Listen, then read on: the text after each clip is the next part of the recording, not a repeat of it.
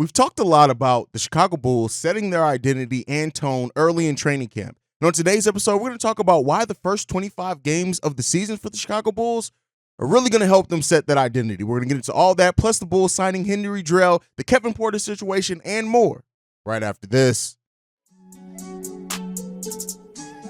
You are now tuned in to Chicago Bulls Central, your number one place for all Chicago Bulls news and content.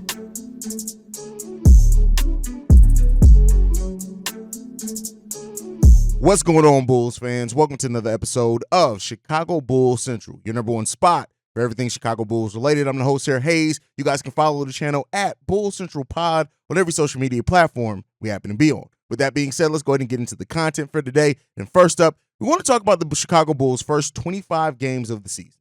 Now, this first 25 games is really going to be the key factor in the Bulls being whatever they're going to be this season. This is going to be when you talk about trial through the fire. The Chicago Bulls have a really difficult stretch to start their season off. And, you know, how they perform over that is going to be really telling to what the Chicago Bulls season is going to be overall, right? So when you look at this Chicago Bulls first 25 games of the season, they have 4 games against the defending champion Miami Heat, right? The Eastern Conference champion, I should say.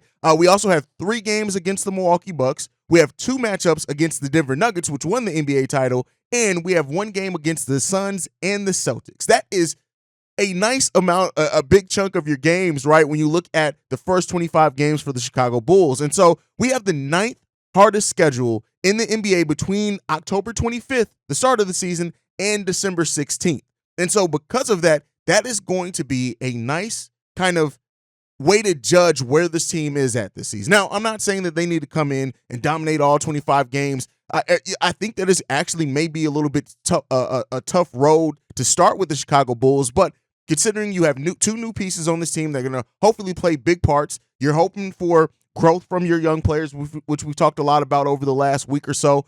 That first 25 games is going to tell you who your team is. You're also going to be challenged. You're going to have hopefully some close games. You're going to need to come and have players in DeMar DeRozan, Nikola Vucevic, Zach LaVine really step up in a lot of those games. And your role players are going to hopefully be able to figure out how they need to help best support that core 3, right? As well as Billy Donovan's coaching, things like that. The first 25 games, this is the hardest 25 games to start the season that the Chicago Bulls have had in the last 5 years, according to strength of schedule. And that's what makes it even more important that the Bulls really set their tone early in these first 25 games. And so if the Bulls can come out of that, right?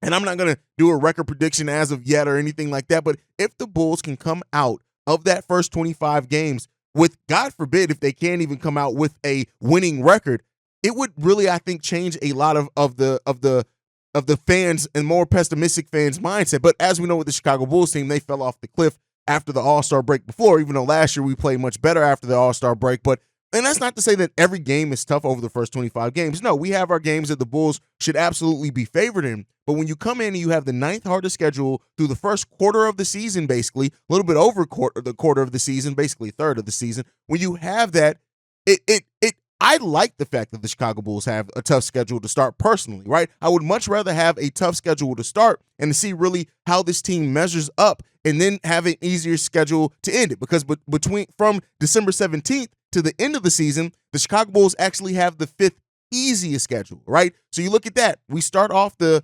NBA season with the 9th hardest schedule. We finish with the 5th easiest schedule. So if the Bulls go through that trial by fire to start their season off, it's going to be, you know, I'm not going to necessarily say it gets easier because you never know with injuries. You never know what teams are going to make trades. You never know what teams are going to come together and be much better than what's expected on their strength of schedule now. But the Chicago Bulls, with that first 25 games, have to set a tone. They have to set an identity. They have to sustain a certain level of play. And they have to figure out who the hell they are as a team, something that we're still looking for after 3 years now of this team being together. So because of all those things, that is why it is an important 25-game stretch for the Chicago Bulls. And we'll see if they're able to come out of this.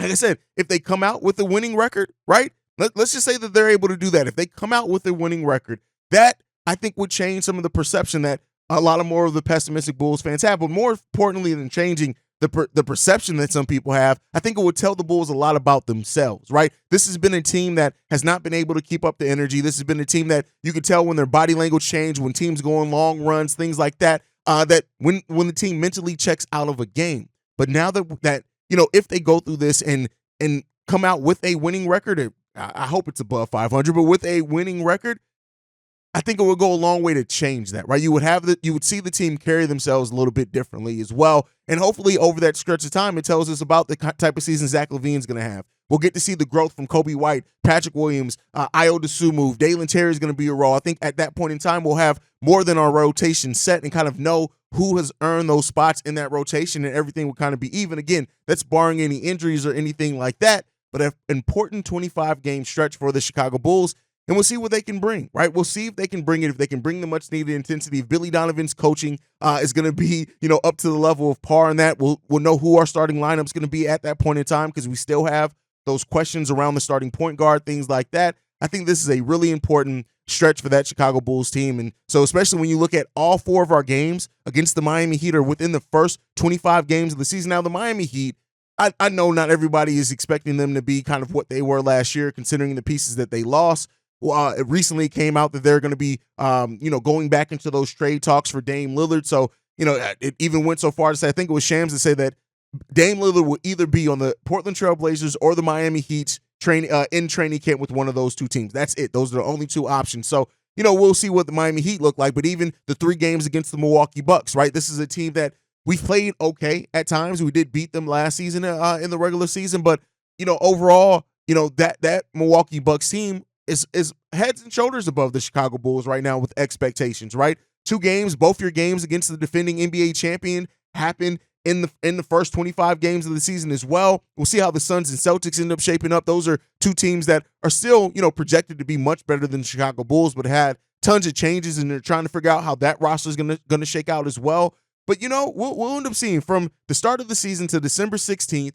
It's a tough schedule for the Chicago Bulls. And so let me know what you guys think. And looking at that schedule, hearing that the Chicago Bulls have the 9th hardest schedule in the NBA from the start of the season till December 16th, how does that make you feel about going into the season and the team kind of being able to set their tone, set their kind of expectations, set their level of play, all of that, right? And even in that as well, we don't face, so just as a aside, we don't face the Philadelphia 76ers any in that first 25 games. We do face them in our 27th game of the season, though, so we face them shortly thereafter. All 3 of our matchups against the Philadelphia 76ers are actually after the first 25 games, so, that's something to be said. That's going to be a big test. We know what Joel Embiid has done to the Chicago Bulls. We have most of our matchups against the Cleveland Cavaliers also after the first 25 games, so there's still absolutely tough stretches, right? There's tough road stretches and things like that for the Chicago Bulls after the first 25 games of the season.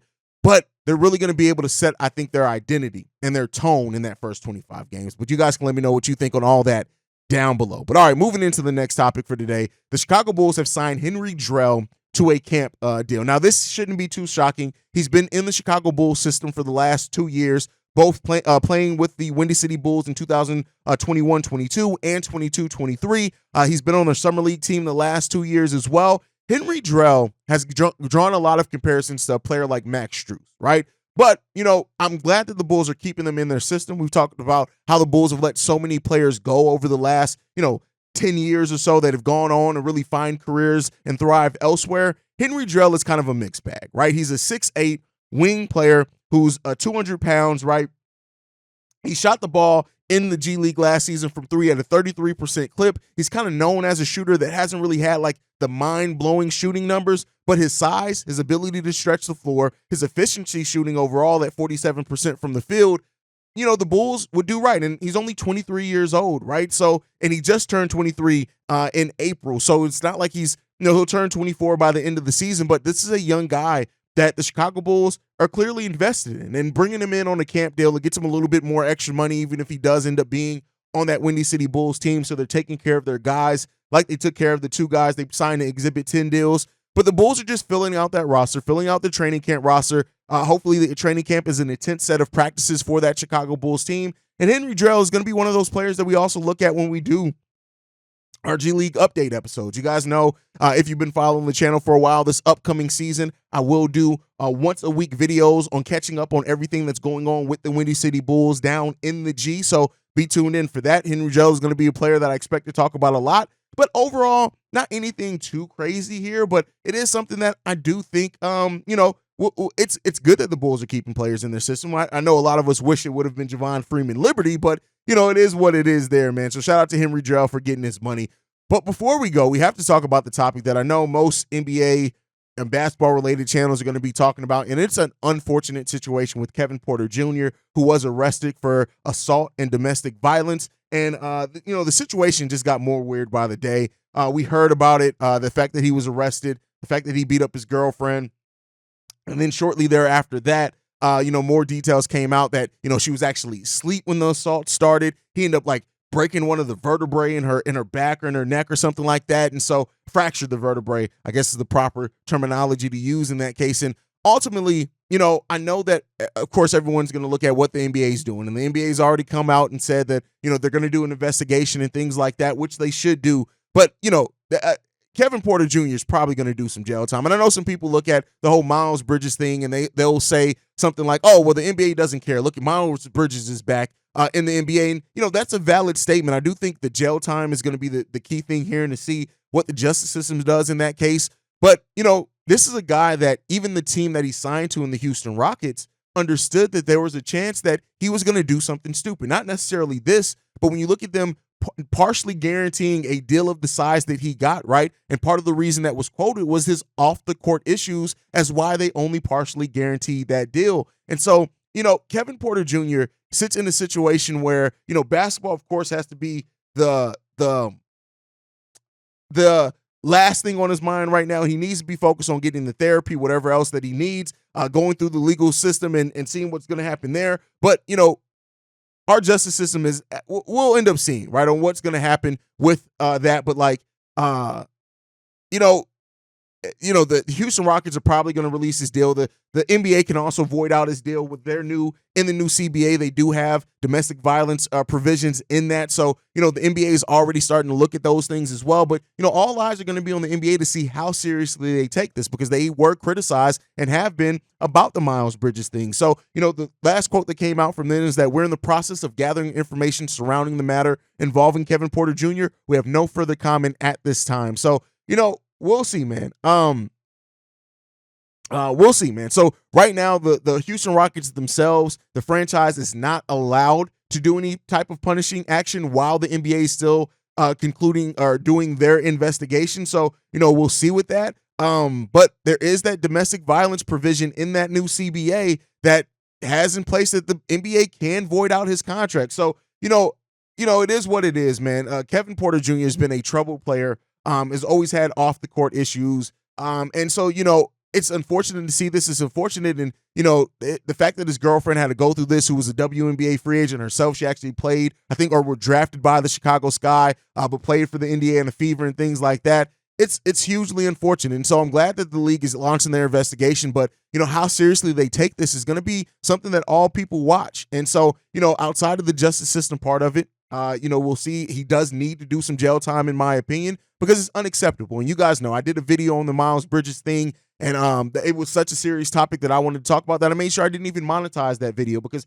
I didn't want anybody to think that I was, talking about it or grasping that topic to kind of generate clicks and stuff like that. Because I truly feel like, and if you guys have known me outside of my sports podcasting with the Awakened Soul, which is this podcast that I really started the podcasting journey that I'm on with, is that domestic violence is something that's completely unacceptable to me. And we have live in a generation of weak-minded ass men. And that's just something that I'm going to stand on. If I lose a couple of subs from it, I don't give a shit. Because we just live in a generation of weak ass, these dumbass, false leader, think they alpha red pill men that just are honestly just idiots. And they're mama's boys who they didn't get told no, or they didn't get loved on enough, and they're angry against the world, whether they realize it or not. And not saying that Kevin Porter Jr. is that. I don't know enough about the man, but I'm just saying people who are going to be triggered by me talking about this topic and not being all the, well, let's wait out, what did the girl do, all that stupid shit. This is an unacceptable situation, in my opinion, and I'm going to stand on that. And there's no